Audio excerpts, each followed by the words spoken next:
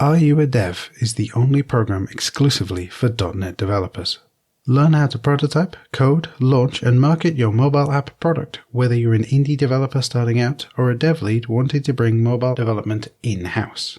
Interested in ML.NET? Are You a Dev shows how to utilize ML.NET in your mobile product, walking you through the code, functional limitations, and the privacy implications you need to be aware of when using machine learning. Try out the program for free at ruadev.com, that's AREYOUADEV.com, and get a complimentary 20-minute one-to-one chat with a fellow developer to ask any program or technical questions.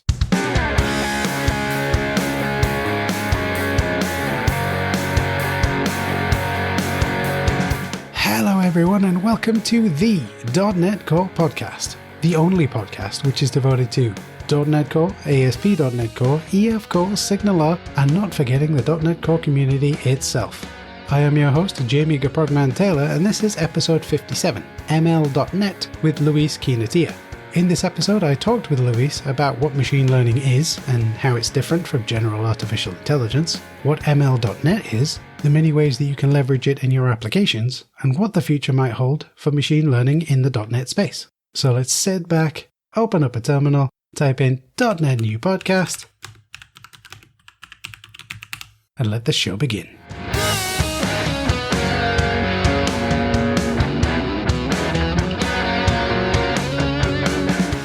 So thank you ever so much, Luis, for spending part of your morning, my afternoon, because time zones are so fun, right? But thank you so much for agreeing to be on the show and talk about ML. Machine learning, or as some people call it, artificial intelligence, the sky is falling, because I literally have no idea when it comes to this stuff. Yeah, no, thanks for having me. I've listened to the podcast, a few episodes, and I really like what you're doing here. So thanks for giving me the opportunity, and hopefully we learn a few things here about machine learning. Oh, I'm sure we will, because you're a bit of an expert. Yeah, you could say that.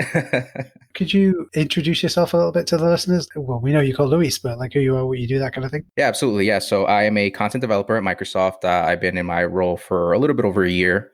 And I've basically been working on creating content for different technologies on the Microsoft Docs website, right? And those technologies include ML.NET, .NET for Apache Spark, and Azure Machine Learning, right? So I'm based out of the New York City area, just outside of New York City in New Jersey. Prior to working at Microsoft, I worked in consulting. So I helped companies in various industries, whether that was hospitality, education, sort of think about and implement AI and machine learning solutions for their businesses. Prior to that, I was in the financial services industry, so I've kind of jumped around a bit, but it's been a fun experience. In terms of working in the ML space, I've been here for, I've been working on it for a few years. And again, I've used various tools, mostly working with Python, which tends to be sort of nowadays, it tends to be sort of the platform of choice for building these workflows. But I have a very special place for .NET. I actually dabbled in .NET pre-.NET Core, but I didn't dabble in it too much. And it wasn't until .NET Core that I was sort of like, okay, well, there's this sort of clean slate that I can kind of get on board, right? And sort of start trying this stuff out. And I immediately fell in love with the languages, fell in love with the tooling. So I really like the community and I like the direction that .NET is heading. So I'm just excited to be here talking about .NET and how I can apply that and how we can use that with machine learning. That's awesome. I do, like I said, I don't know very much about machine learning. All I know is that it's a Python thing, right? You need to know Python to do the machine learning, but we'll come back to that in a moment, I think. Yep.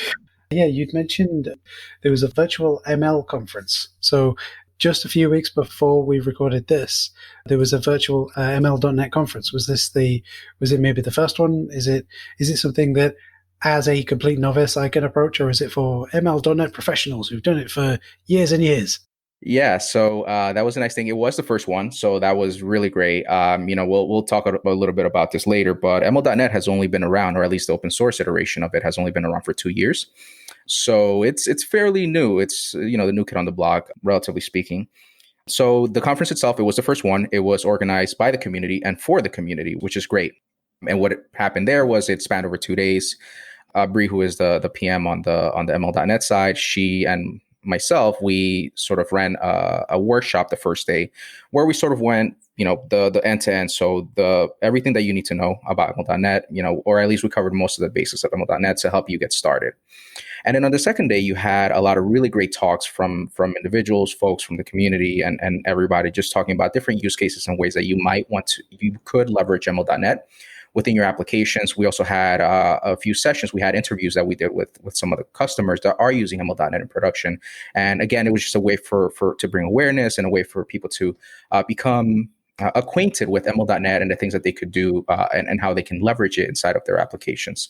It was actually well received for being the first one. It was well received, well attended, and a lot of that, I think goes, hats off to the organizers who did a really great job of putting this together.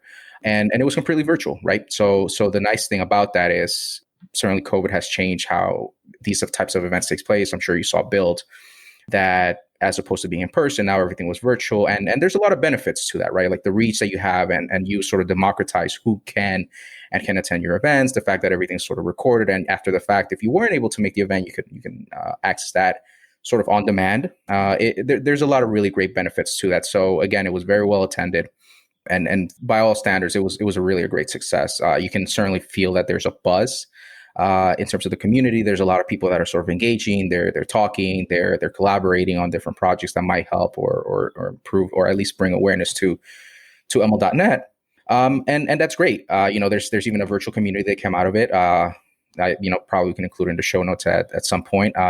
There's a community on Slack that you can join, and you can sort of continue that conversation and talk with individuals who are just as passionate about making use of ML.NET. So yeah, it was, again, great success, and we would love to keep putting on these types of events, again, to sort of continue to bring awareness and continue to educate individuals on how they can take advantage and build more intelligent apps, again, using the tools and using the languages that they know and love in .NET. That's really cool. That was going to be my my follow-up question is, we've just had one.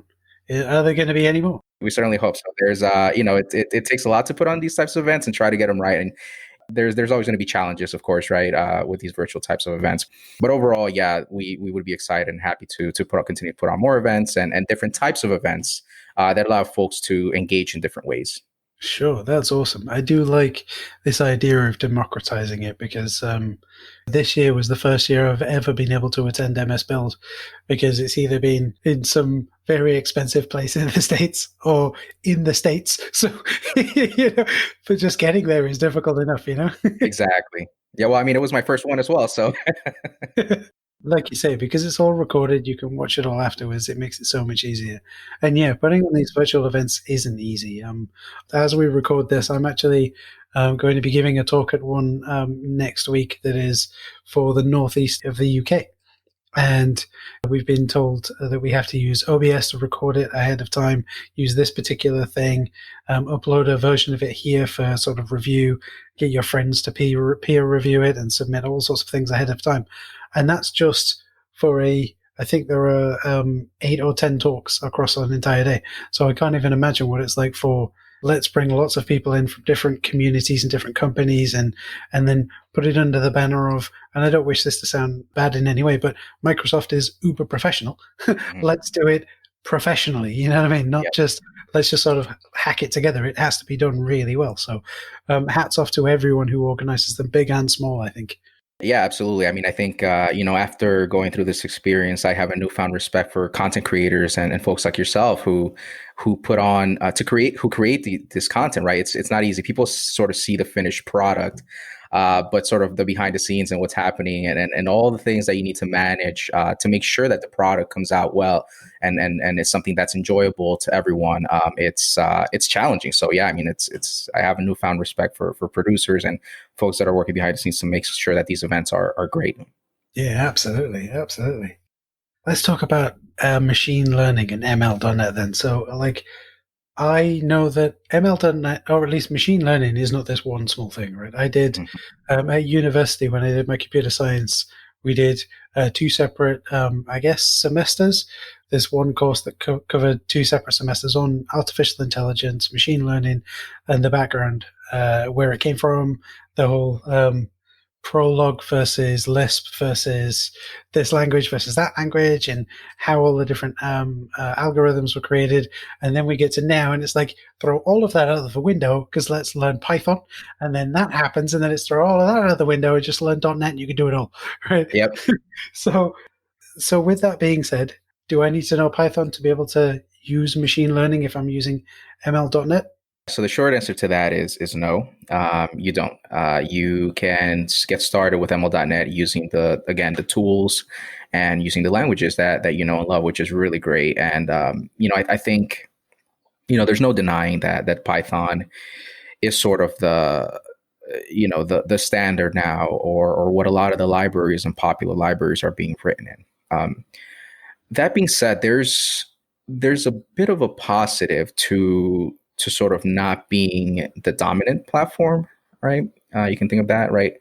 It's one of the things where if you're behind, if the one that's in front of you falls off the cliff, you're able to sort of learn from that mistake and sort of not make that same mistake yourself, right? And you're able to learn from the challenges that this other more popular platform and community have sort of encountered, and you're able to learn from the problems that they've solved. So from a .NET standpoint, you're able to take a lot of those learnings and sort of make the product better from a .NET standpoint.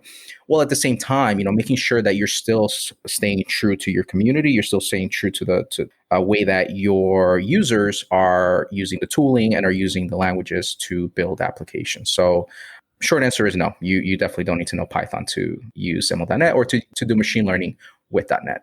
Okay. Does it help in some way? I mean, I'm not saying definitely go out and learn Python, but if you know a little bit and you can sort of figure it out, does it help, or does ML.NET just hide everything away and you just say, here's my model, go do the thing that you need to do? I think that if you have worked with Python before, and whether you use libraries like scikit, right, to build your machine learning models, there are certain parallels that it's not so much on the functionality and what you're doing with the library itself, but it's more of on the process, right? So if you're using those types of libraries and you work with Python or you work with R, you know that you are loading your data, you're transforming your data, you're using an algorithm to train your model. So if you've worked with it and you are familiar with the steps involved with creating a machine learning model with these types of libraries, bringing that sort of knowledge into ML.NET helps, right? It certainly helps. That being said, the tools themselves, they work differently enough, or they have significant differences to the point where you don't necessarily need to know one to be able to use the other. Okay. It's a bad metaphor, but I guess it's like C# and the IL that it creates, right? You don't really need to know that much about IL, but if you know a little bit, it will help you to create slightly better, slightly more performant C#. Yeah, absolutely. Yeah, you could think about it that way. Yeah, absolutely. Okay, so let's say I want to get into ML.NET. Is it just NuGet install machine learning? What's the Actually, it's even easier than that, right? So there's many different ways of interacting with ML.NET, and it really depends on what your preferences are. So it could be as easy as using, .NET add package on the CLI, or managing your NuGet references packages. So there's a code first approach, right, where you can use the API and you have full control over what it is that you're building. That, of course, requires a little bit of knowledge on your end in terms of what you're trying to do, the types of transforms that you're trying to achieve. Still with the code first approach, you have this other API called the automated ML, or AutoML API. And what the AutoML API allows you to do is it allows you to essentially try to find the best model given your problem. So you just need to give it, here's my data set, here's the problem that I'm trying to solve. Am I trying to find a numerical value? Am I trying to categorize values? What is it that I'm trying to solve? And then based on that, I sort of let AutoML try to pick the best model for me, and it will try different algorithms, different parameters to try to find. It will search the space of algorithms to try to find the best model, right? So again, that's a code first approach, and it's easy enough, but again, it requires some prior knowledge. Now, a level above that, and really the easiest way to get started with ML.NET, is the tooling, right? So you have tools like Model Builder, which is a graphical user interface that's built into Visual Studio. At least it's been built into Visual Studio since version 16.6 of Visual Studio. And what Model Builder gives you inside of Visual Studio is a graphical user interface for both training and consuming your models. in your .NET application. So it's as easy as you create your project. That's an ASP.NET Core application, WPF, whatever .NET application it is that you're building. And you just right click and hit add machine learning. And then this sort of takes you to a wizard. And this wizard takes you through the process of loading your data, telling it what type of problem you're exactly trying to solve. You're able to evaluate your model to make sure that once your model is trained, you can evaluate it to make sure that it's performing as you would expect it to. And then at the end, what you get is you get code that's auto-generated for you that allows you to easily consume your model inside of your end user application, right? So you have that piece of it. There's Model Builder. And again, Model Builder leverages AutoML to try to find that best model. So it's iteratively searching for, based on your data and based on your problem, what is the best model for you to use. The CLI, there's a CLI component as well, which it works very much the same way. It's built on top of AutoML.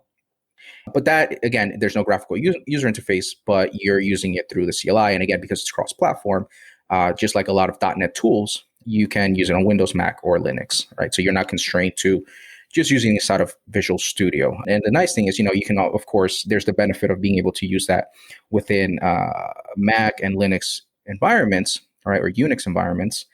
But the other real benefit that comes from using the CLI, or where it can be sometimes beneficial to use the CLI, is inside of continuous integration and continuous deployment pipelines as sort of some automated process or some machine learning operations pipeline, or MLOps, to, again, iteratively train your models based on whether that's changes to your data or whether that's changes to the code that is used to build your machine learning model.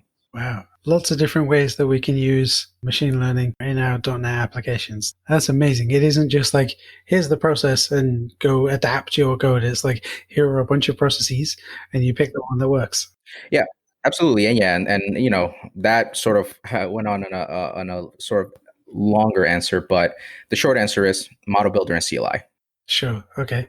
The only real example of ML.NET in action that I've seen was I once saw a talk by Scott Guthrie where he crafted in about 5-10 minutes an application that was able to tell whether you gave it a picture of him or a picture of a cat.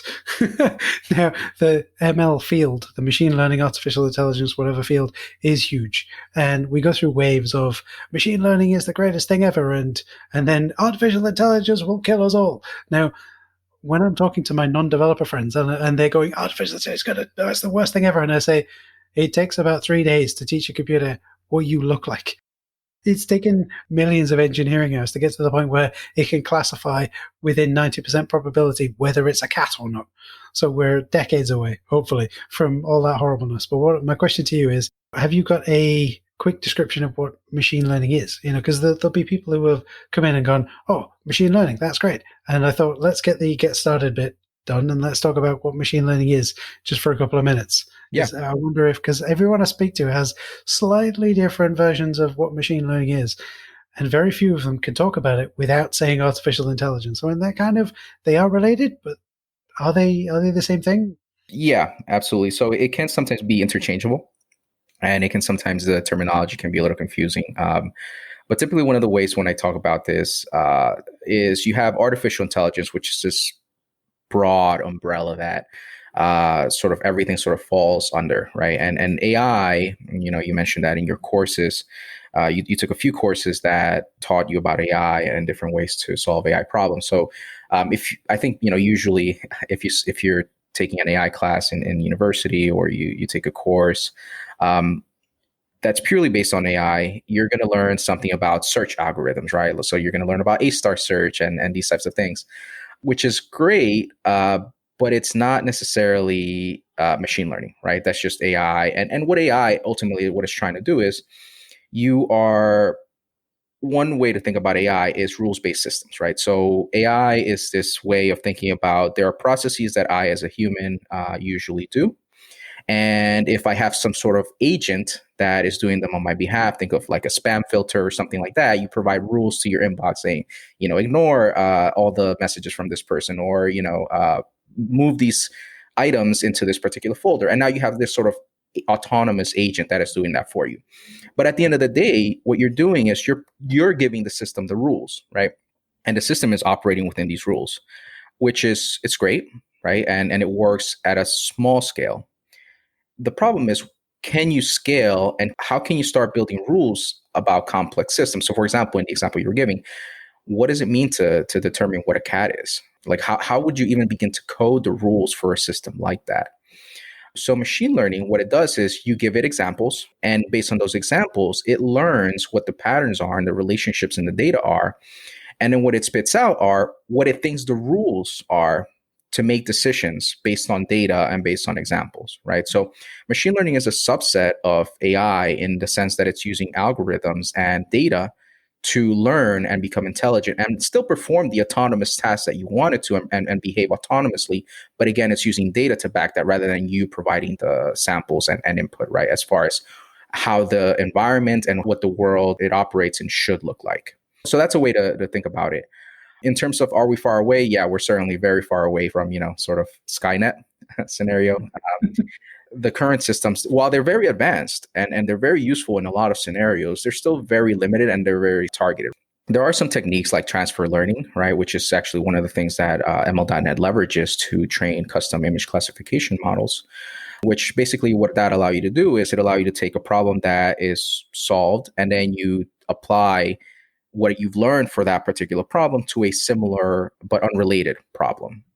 And you're able to sort of transfer a bit of that knowledge, and you're able to sort of teach your models or customize your models for whatever domain it is that you're using.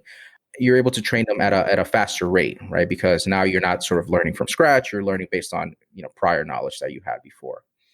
That being said, though, it still doesn't get you towards what the real goal is, which is general artificial intelligence. Which general artificial intelligence, that's kind of the Skynet scenario where you have this system that's sort of able to autonomously learn new things, right? And learn different things based on different contexts and things like that. So we're still very far away from that. So yeah, I would say that at the moment there's no need to worry, but it should be something that's part of the conversation, right? It should be something that's part of the conversation as it relates to, well, what does it mean for AI and what does it mean for machine learning systems that are becoming more and more ingrained in our society to make decisions for us and to make the decisions that impact us as human beings as well as our society. So those types of conversations certainly need to take place, and it's better to have those conversations early rather than when things sort of go haywire. So yeah, it's very important to think about, but in its current context, not necessarily something that should be something that you worry about that the robots are going to take over. Sure. As a consumer of a library, I shouldn't really be worried about the ethics of what's going to happen potentially in the next 20, 30, 40, 50 years. But to know that that conversation is happening is a good thing. But then I don't need to worry about it because all I'm doing is classifying these images or this data. I'm looking at a bunch of bar charts or a bunch of data around a specific group of something, some kind of measurement, whether it's an image, a bunch of numbers, or some text. Maybe I'm analyzing some text for sentiment or something. I don't need to know that at some point in the future there is already going to be these rules and ethics around it, because all I'm doing is dealing with this text, right? Yeah, absolutely. And actually at Build, there was this is not necessarily related to ML.NET, but it's certainly within the AI space and kind of within the context of the conversation we're currently having. There were a few systems that, for example, Azure Machine Learning, it's called, if you were to have a term for all of these systems and tooling that Azure Machine Learning has and these open source systems, it's responsible machine learning, right? And that deals with making sure that your models are fair and that you can understand your models, because you can have the best performing model, but if you can't control it, if you have no idea why it's making the decisions that it's making, especially in those cases where it has a direct impact on people's lives, right? It's worrisome, right? Because you're not able to determine why a particular model is behaving a certain way. And as a result, when it's making wrong decisions or biased decisions or something that is negatively impacting people, not being able to fix it, right, it becomes a real problem. And then the other thing is these systems, they need data. And they need lots of data. And where are you going to get this data from? Chances are that some of it might include personal data. So what does it mean to preserve data privacy and preserve the confidentiality of the users whose data you're using to build these intelligent systems? So again, it's stuff that is definitely being talked about. It's definitely stuff that is being addressed. Yeah, it should be considered. But again, as it relates to the capabilities of the systems at the moment, they're not there yet in terms of taking over. Yeah, I don't have to worry that my website's chatbot is somehow going to launch nuclear weapons or anything. 'Cause it's a chatbot, right? As Yeah, long as I've separated my concerns out correctly, then the launch nuclear codes bit should be somewhere else in the code base, right? absolutely. Yep. It's a single responsibility principle. That's it. That's it. Okay, so we've hinted at a number of things there. I said we both said classification of different types of data. I mentioned chatbots. I think I said something about reading through text and things like that, sentiment analysis. These are presumably the sort of bread and butter tasks that ML.NET can help with. The non-trivial tasks of I have a oodles of data, go find me the answer. Yeah, absolutely. And so you can use ML.NET for a lot of your traditional sort of classical machine learning problems. Again, classification, regression. So whether you're predicting a numerical value, you're classifying objects, you're categorizing images. You can use it in classical machine learning scenarios. You can also use it for deep learning scenarios, right? So that's again your image classification, object detection, right, which is something that's useful for cars, right, self-driving cars. Definitely leverage to some extent object detection, among other use cases. And you can do both of those with ML.NET. So that's one of the really nice things about ML.NET is that while you're encouraged or it's intended to be used within the .NET ecosystem, it's extensible, right? And what that means is you're able to, in the case of image classification, you're able to both train models, custom models with ML.NET, and the model that's output is both an ML.NET version of the model as well as a TensorFlow version of the model. And TensorFlow, for folks who may not be familiar, it's this very popular library for building machine learning and especially deep learning types of models. And so you can do that, and you can train these TensorFlow models with ML.NET. You can also consume TensorFlow models, not only limited to using image classification, but let's say you have a text classification model that is a TensorFlow model. You can consume that and use that inside of your .NET applications using ML.NET. The other thing, it's like, okay, TensorFlow is great, but you know what? I don't use that. I use other frameworks. Another method of interoperability and extensibility that ML.NET gives you is the ability to work with ONNX models or Open Neural Network Exchange. And Open Neural Network Exchange, what it is, it's a format. You can think of it as a format that other frameworks may choose to sort of allow both export and consumption of, right? So let's say that you've trained your model in scikit-learn, or you train your model with PyTorch, which is another popular library for and framework for building deep learning models and machine learning models. But at the end of the day, you have to get this model working in your WPF application. So what do?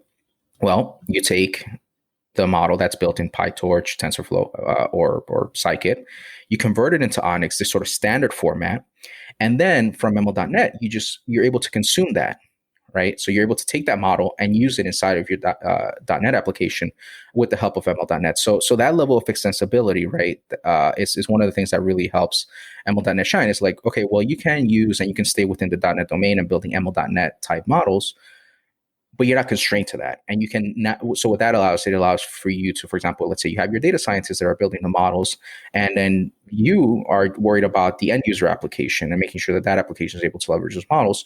You're able to have both of those worlds sort of come together and talk and communicate and be productive in a fairly seamless way. I do like that because, if I need to get some data scientists to do some data sciencey things, I'll literally say that because I have no idea about that whole ecosystem, that anything that they need to know about. And so making that easier for the two teams, the two people to interact and say, well, here's my data, right, here's the model, it's in an open standard.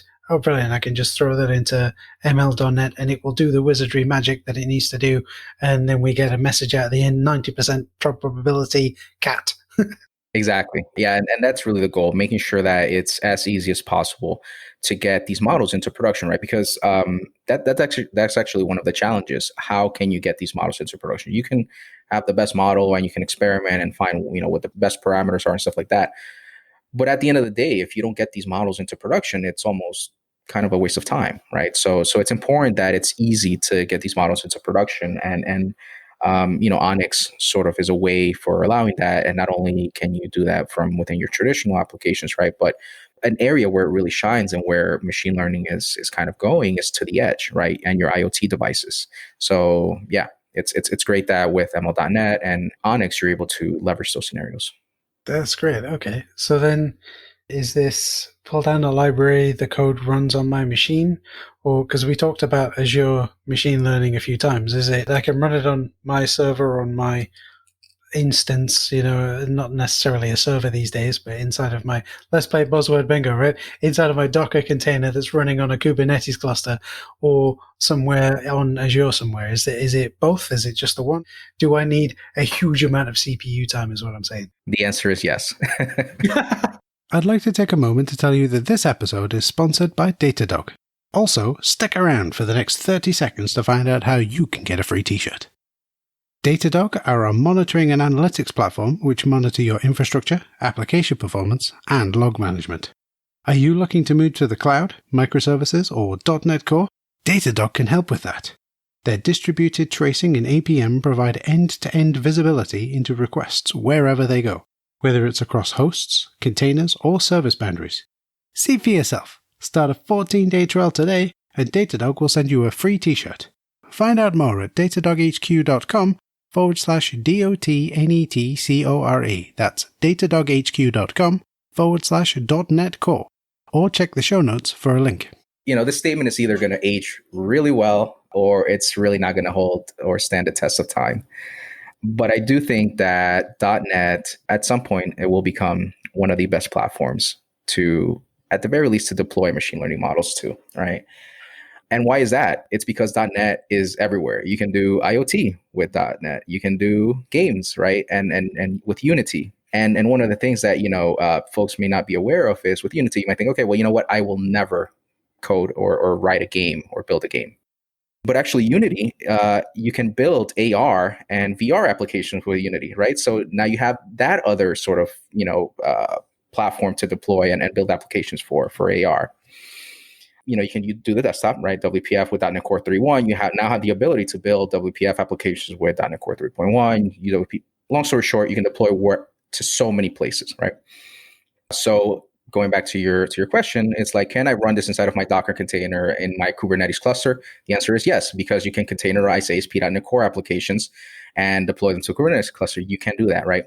Conversely, you also have the IoT scenario where you're able to, if you can run .NET in this IoT scenario, you should also be able to build and run your applications, your machine learning models inside of an IoT type of device, right? So in terms of where you're deploying and how you're using these models, it really depends on where .NET runs. Now, there are some scenarios where there are some limitations, but that's not to say that you couldn't do it, right? So what I mean by those limitations, there are some things within ML.NET that require native code. So perhaps that may pose a challenge to whether you can run it on a particular platform, right? But again, because you have proven that .NET runs on this platform, such as WebAssembly, right? If there are some tweaks or there could be changes made so that now you can get ML.NET, which is .NET code, running on this platform, then it should be fairly trivial to get those scenarios working. But again, because it's all .NET and it can deploy to any of those target platforms, ideally you should be able to use ML.NET from any of those in any of those devices and deployment targets. Just thinking about that the .NET Anywhere is just, it's amazing. There are a number of people I've talked to on the show who have kind of underlined and highlighted that .NET Anywhere idea. So I remember talking to Jim Bennett, and he said, yeah, I really want Microsoft to pay to have me bring a Samsung Tizen fridge on stage and me deploy my app to it.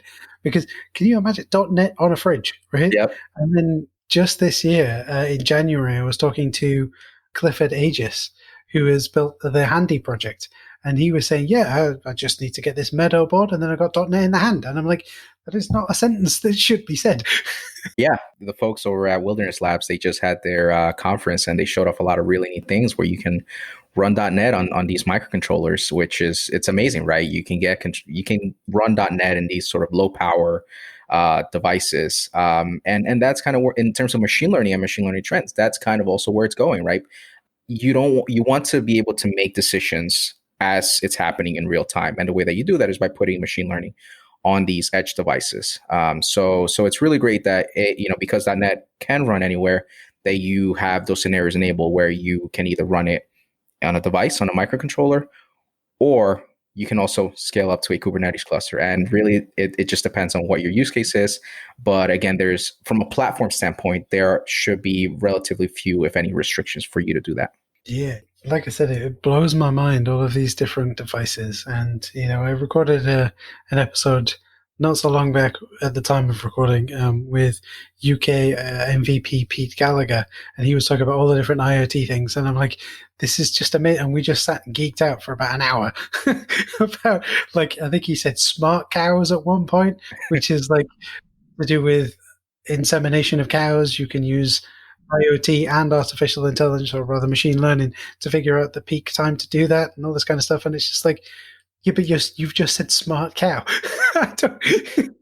Internet-enabled cow. I'm not sure that's a sentence that I really want to think about. Well, it's actually interesting that you bring that up. So there's actually customer stories in terms of how customers are interacting and using ML.NET across various different scenarios and use cases.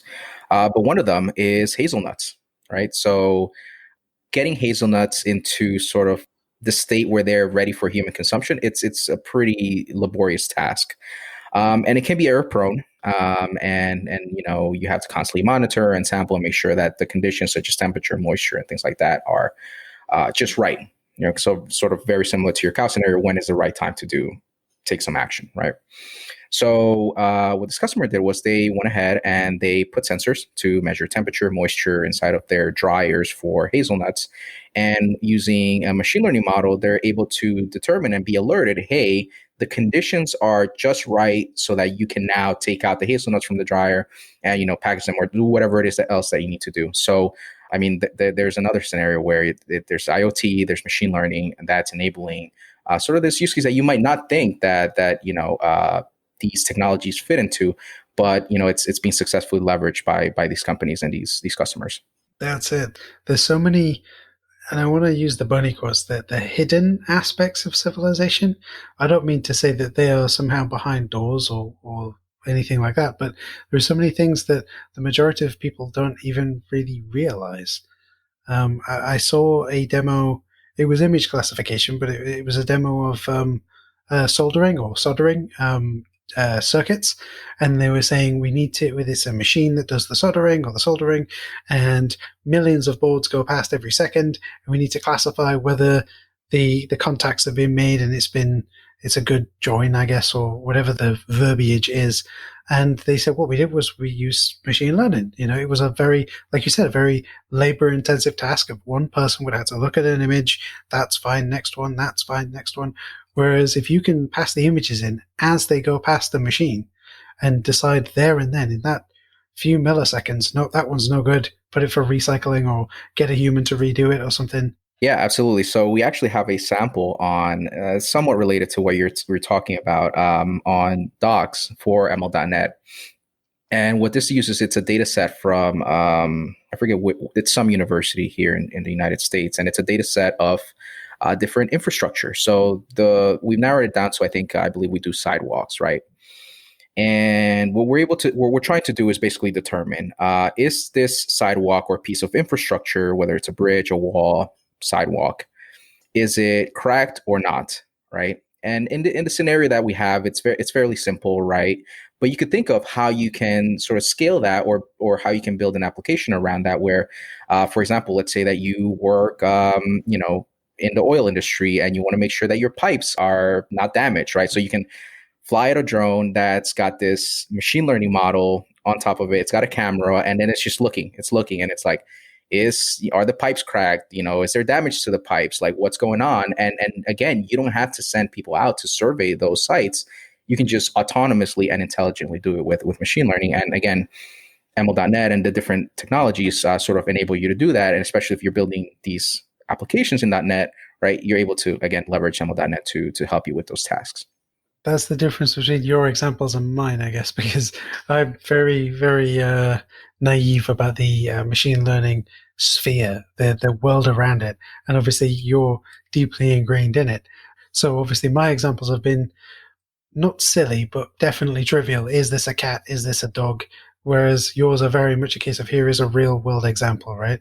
Here's a thing that is happening in industry that we can somehow make easier, make simpler, make safer. less error prone, that kind of thing. Because with your walnut example, right? If I'm having to go into a drying machine to check on it, then clearly there is a safeguarding aspect of if I fall into the machine or I may hurt myself somehow. I have no idea what the machine looks like or how it works, but if I'm having to put something in and it's having to dry something out, maybe that's too hot, maybe that's going to cause some kind of breathing issues. I don't need to worry about that because if there is an IoT device or some kind of device with machine learning on there that's figuring it out for me, that makes it safer for everyone involved. Yeah, absolutely. And, in terms of, your examples, so what we try to do, at least when we're building content for docs, is we do try to do it some more like business type scenarios and things that would be more of real world. That being said, though, when you're thinking of machine learning and AI, it often helps to think in terms of games, and because people can easily understand those things, right? And you don't need to be sort of like a domain expert to try to understand these types of scenarios. And I think a perfect example, which it's somewhat related to machine learning, is reinforcement learning. I'm sure you've seen, AlphaGo, where this machine was taught how to play Go, and it basically beat sort of the grandmasters or, so sort of the top players around the world, right? At the end of the day, that was a game, right? So you start off with games, and then you sort of branch out to, okay, well, how can we take the learnings from these games where you have some sort of adversarial relationships or whatever it may be, and take the learnings from there, and then how can we extract them and bring them into some more real world scenarios. So yeah, I mean, I would say that it's actually a really great way to think about it in terms of games and simpler scenarios, because it's easier to conceptualize, right? And it's a great starting point. There's, in terms of games, like there's also, I think, there's some machine learning model out there or some system that plays StarCraft, right, which is very complex, but at the same time, there's a lot to be learned from those examples and those games, right, and those scenarios, because again, you can kind of take and extrapolate a lot of those things, what it's learned, into the real world. Sure. So with that in mind, then, one of the things that I'm really interested to find out is, in your opinion, what are some of the most interesting projects that you've heard about that maybe people who are doing ML.NET things are doing, right? Because we talked about, my examples are maybe slightly easier to conceptualize. I'm classifying a cat, I'm classifying some text. Your examples are very, very much industry driven, business driven, save money or save people time or make things easier, keep people safe. But what are some of the most interesting projects that you've heard of? Yeah, so certainly, there's that hazelnut example. There's another example where a company, it's a grocery store chain, and what they're using ML.NET for is forecasting, right? You need to manage your inventory levels. It's not easy to manage inventory levels, right? There's certain practices, techniques, whatever. So using machine learning, you're able to essentially forecast what your demand is going to be for each of the items in your store, and you're able to more intelligently sort of stock your shelves, right? So that's a really cool, interesting, another business example. There's this other one that there's I don't know if he demoed it at the virtual ML.NET conference, but essentially one of our community members, he's working with this. He's trying to build this model and doing some data analytics around building the system for like a smart alarm, right? So like a smoke detector and fire detector and things like that. And he's trying to use ML.NET to sort of enable intelligently sort of making detection of whether certain elements like smoke and things like that are present in the environment using, again, IoT and sensors. And sort of alert and build some alerts around that. And again, it's all built with .NET. So there's certainly a lot of scenarios. There's certainly a lot of use cases that can be sort of implemented with not only with machine learning, but with ML.NET specifically. So those are a few that I can sort of top of my head think of.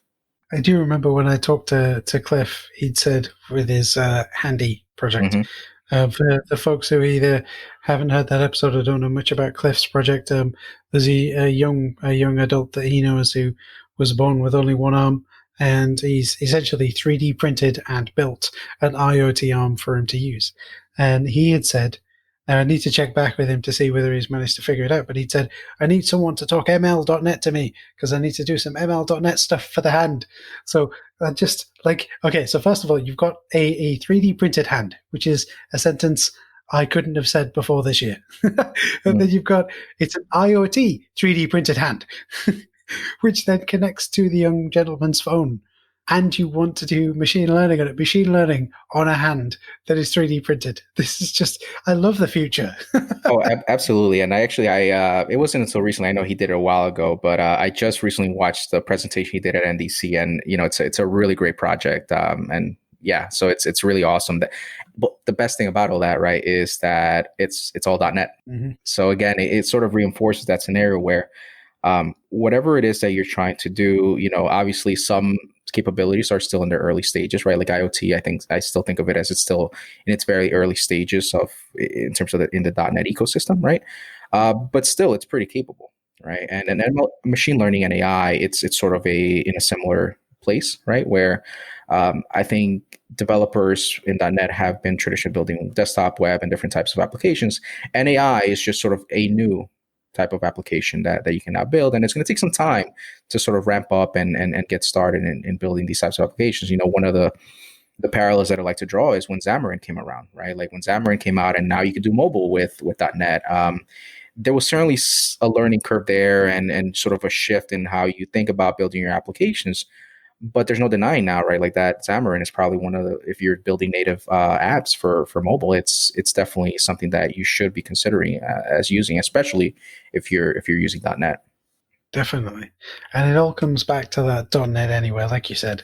Because, yeah, if I can run the same code on my phone and my computer and a smartwatch and whatever device, a Raspberry Pi, a Meadow board or whatever, and I am a .NET developer, I'm more likely to choose that because just the ease of use, the convenience, right? Because certainly in the industries that I've worked in, it's more about solve this problem rather than the constraints of this technology, this hardware, this thing, this thing, this thing. It's I have a problem and you need to solve it. Mm-hmm. And making that easier, regardless of which technology you use, and being able to stay not within a walled garden, because that's the wrong metaphor, but to be able to take this technology and migrate it anywhere, it makes perfect sense to me. Yeah, absolutely. And, it's interesting that you kind of brought that up. And that's one of the feedback that we've heard from some customers, right? In terms of ML.NET, it's the fact that it allows them to go from zero to production in a very short amount of time. And there's a few reasons for that. Number one is because, it's .NET. If they are .NET developers, then, chances are that they're familiar with, at the very least, they're able to read the code, right? Maybe they might not be too familiar with the iData view and the different concepts that are associated with ML.NET. But at the very least, they could read the code, right? They could read and understand what's happening to a certain extent. But also the tooling, right? From a tooling standpoint, it allows you to prototype rapidly without investing too much time up front. And you can sort of make a call from there. It's like, okay, well, is this something that would be beneficial to include into my application? And if so, great, I'll go ahead and include it and try to put it into production. And if not, that's okay. I didn't invest too much time in sort of going down this rabbit hole. So yeah, that's definitely encouraging. And we'd like to continue doing that in terms of making it easier for users to get started, making it easy for users to build applications, right? And again, at the same time, staying within this ecosystem that they're so productive in. So what's next for ML.NET, right? We've talked about there's all of these tools you can use in Azure or on-prem or in your buzzword bingo powered device. What's next, right? You already have essentially everything covered, right? So with that one, I think I probably, and we kind of didn't cover, we could probably do like a Dan Carlin style talk or podcast. It's 5 hours long, but given the time, I'll sort of touch upon a few things, both on an ML.NET standpoint and overall from a .NET perspective. So if we talk about .NET, there's a lot of really cool and really exciting projects that are taking place. And a lot of the pieces, the foundations are sort of there from a platform perspective. So one of the things that you have is the work that's being done on system numerics, right? And specifically what is of interest there at the very low levels is the SIMD enabled types, right? And some of the things that you get with this SIMD enabled types are like vectors and matrices, which are data structures that are very commonly used within machine learning applications. How does that relate to ML.NET? ML.NET is using a lot of those types to speed up computations and sort of more efficiently compute data, right? Sort of at the language level, right? You're seeing C#. I don't know if folks caught the talk with Mads on C#9 and what's coming for C#9. there's scripting capabilities, right? So it's going to be easier to script with C#9, right? So we're used to building, public static void main, and we have an entry point, and that's kind of how you build C# applications. But now with C#9, you're going to get great scripting capabilities. On the F# side, you already had really great scripting capabilities to begin with. So it's nice now that you're going to be able to get those with C#. The other thing is sort of along the lines of tooling, right? So kind of to the original question that you asked me, like, do you need to know Python? So a very popular library for representing and manipulating data is pandas, right? On the Python side, and working with data frames. If you work with R or Python pandas, you're familiar with the data frame. There's a data frame API that it's still in its early stages, but it's supposed to, if you're coming from, say, a Python pandas type of environment, you can now leverage some of the similar functionality from within .NET with this data frame API. In terms of tooling, you have Jupyter Notebooks, right? So Jupyter Notebooks is a very popular interactive computing environment that data scientists use for exploring their data and things like that. With .NET Interactive, which is this sort of this way of what .NET Interactive is, among many things, is it provides a kernel for running C# code, .NET, so C#, F# code, and PowerShell inside of Jupyter Notebooks. So now you're able to sort of use the same tooling that data scientists typically use for their data exploration workflows. And there's a lot of really neat work being done there. I don't know if you caught the Scott Hanselman's keynote, but there was a part of the keynote where he was executing code inside of Microsoft Teams, and that code was being interpreted for him. Behind the scenes, that was .NET Interactive working, interpreting that code. So it's a way for, again, to interactively run C# and F# code inside of this, again, interactive environment. So there's a lot of really neat work being done there. There's also some integrations happening with VS Code. In terms of building and processing data at scale, you have .NET for Apache Spark, right? So .NET for Apache Spark, what it is it's .NET bindings for Apache Spark, which is a very popular sort of platform for doing analytics, right? And running ETL jobs and data processing at scale, right? So you have that. And the really nice thing is that, so talking about data frames, .NET Interactive, and .NET for Apache Spark, is you can use data frames in certain scenarios. It's interoperable with ML.NET. So you can go from exploring your data and into building your model sort of in one shot. And you can do that inside of this sort of scripting, iterative computing environment, which is Jupyter Notebooks, right? Because it can run .NET, it can also run ML.NET. So you can do the scripting inside of Jupyter Notebooks. You can use .NET for Apache Spark to pre-process your data that's going to go into building your model. At the same time, you can use .NET for Apache Spark to make predictions using ML.NET, right? Because again, they're both .NET, they're built on .NET Standard. You can sort of, there are certain scenarios where they sort of interact quite nicely. And then what's next for ML.NET? So in terms of ML.NET, it's all about, first and foremost, it's about stability, making sure that the platform is stable, that it's trustworthy, and that you can sort of trust the models and the results that you're getting from ML.NET. The other thing comes from basically improving AutoML support. So AutoML right now has some scenarios that are supported, like classification, regression, and different other scenarios. So it's improving and adding more scenarios to the AutoML, or automated machine learning. There's training for object detection models. So currently you're able to consume object detection models using Onyx format, but there's some work being done to eventually train object detection models with ML.NET. And then finally around the tooling, right? Just making sure that the tooling, just like .NET developers are used to with Visual Studio and all of the tooling involved with .NET, making sure that it's top notch, that it's easy to use, that you can leverage different scenarios like GPU training and things like that. All of these, they're at different stages of development, and the team is looking at them sort of, some may come out later than others. But those are sort of the things that are happening both across the .NET ecosystems to support these machine learning and AI scenarios, as well as from an ML.NET standpoint. Right. So, and with that said, though, if there's something that you really, really want to see in ML.NET, and the team either, doesn't have the bandwidth or it's not planned until later, it's open source. So you can totally contribute and build your own, right? If it's not there, you can sort of go build it, and everybody from the community and the ecosystem benefits from that, right? And that's the same for .NET for Apache Spark, .NET Interactive. All these things are being developed in the open. So if there's something you really want to see and you don't see it there, you're more than welcome to contribute. Awesome. I really like that. One of the things I really like about the modern software development is just how open the majority of the tools are. If you get the tool, you install it, and it doesn't really do it, and you want to spend a little time figuring out how to make it do what you want it to do it, submit a pull request, and boom, everyone has that ability now. And I really, really like that. Not just that, right? If I wanted to get into machine learning and wanted to learn the deep, dark secrets of it, I could pull down all of these libraries and dig through the code because they're in .NET, right? That, like you said earlier on, I may not be able to understand the concepts, but I can understand the language. And then I go buy a book that teaches me machine learning, and it's teaching me the concepts. I have the concept in the book over here. I have the code over here in a language that I can understand. There we go. I can learn, not the same as taking a degree course in machine learning or something, but I can learn enough to be just a little bit better than the people who are just going poke that API or send that over here. And that's not to say that the people who are poking the API and sending the data around don't know machine learning, because they're leveraging it, so they know enough to. I use the phrase enough to be dangerous, right?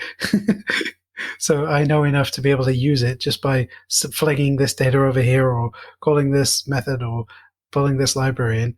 And then if I want to go dig deeper, because it's open source, let's do this. I'll go dig deeper and learn how machine learning works. Absolutely. Yeah. And that's the goal, right? Like, you want to know enough that you can be dangerous and you can actually do something productive. But again, you don't need to know the math behind, why it works. You just need to know what problem you're trying to solve, and then use the tools appropriately to solve your problem, which is really what ML.NET tries to do. Excellent. You've given a number of resources earlier on, so I'll make sure they're in the show notes. But you talked about there's a Slack community that grew up around the virtual ML.NET group. I've got the link for the ML.NET repo and a bunch of samples and documentation and stuff. And more importantly, the link to all of the recordings from the virtual conference as well. So we'll put those in the show notes. If you're interested in those in your podcast, you have to click the link to go through to the full show notes, because otherwise it's going to take forever and a day just to download all of these wonderful resources to your phone. So good luck with that. But with that being said, what about catching up with yourself then, Luis? What's the best way for people to find out more about what you're doing, what you're talking about, the work that you're working on, all of the different things that you're saying, hey, you should check this out, you should check that out? What's the best way to do that? Yeah, absolutely. So Twitter is probably one of the better ways. So at LJ Quintanilla, so my last name. You can also catch me Mondays and Wednesdays on Twitch. So I'll stream on machine learning, and I have a little bit more of a focus on F#. Right? I personally think that F# is a really great language for building these types of workflows. So if you want to catch me on Twitch, just join in the fun, sort of learn together. That's also a place where you can find me. Excellent. Okay. I'll get some links from those off of you off air, and I'll put those in the show notes as well. Really, all that remains to say is thank you ever so much for spending part of your morning with me, Luis. I find it incredibly fascinating, because now I know that machine learning is more than just, is this Scott Guthrie or is this a cat? Or indeed, as what happened in the talk that Scott gave when he showed it off, it is both, because there was a picture of a Scott with a cat on his head. So that broke the system. Yeah, absolutely. No, it's been incredibly fun. I appreciate you having me, and it's just exciting to be able to share these technologies and these scenarios with folks. So let's hope that lots of people go out and figure out how to do machine learning things with their apps, and then get permission from their bosses to add the machine learning to it, and then just go, I'll just pull ML.NET and just do it that way. Looking forward to it. Thank you ever so much. Thanks. That was my interview with Luis Quintanilla about ML.NET. Be sure to check the show notes for a bunch of links to some of the stuff that we covered and a full transcription of the interview. The show notes, as always, can be found at .NETcore.show, and there will be a link directly to them in your podcatcher. And don't forget to spread the word. Leave me a rating or review on your podcatcher of choice. Head over to .NETcore.show/subscribe for ways to do that, and to come back next time for more .NET Core goodness. I'll see you again real soon. See you later, folks.